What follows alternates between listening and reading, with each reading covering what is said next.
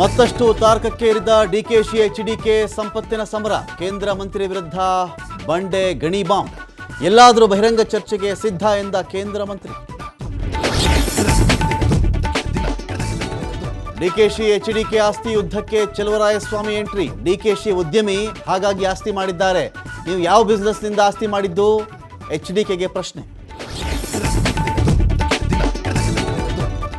ರಾಜ್ಯಪಾಲರು ನೋಟಿಸ್ ಹಿಂಪಡೆಯದೇ ಇದ್ದರೆ ಕಾನೂನು ಹೋರಾಟ. ಸಿಎಂ ಸಿದ್ದರಾಮಯ್ಯ ಸ್ಪಷ್ಟನೆ. ಮುಖ್ಯಮಂತ್ರಿ ಬೆಂಬಲಕ್ಕೆ ನಿಂತ ಗೃಹ ಸಚಿವ ಪರಮೇಶ್ವರ್. ಪತಿಯ ಶೀಘ್ರ ಬಿಡುಗಡೆಗೆ ಮತ್ತೆ ದೇವಿ ಮೊರೆ ಹೋದ ವಿಜಯಲಕ್ಷ್ಮಿ. ಜೈಲಲ್ಲಿ ದರ್ಶನ್ಗೆ ಬನಶಂಕರಿ ಪ್ರಸಾದ ನೀಡಿದ ಪತ್ನಿ. ಅತ್ತ ಚಾರ್ಜ್ ಶೀಟ್ ಸಿದ್ಧಪಡಿಸಿದ ಕಾಕಿ.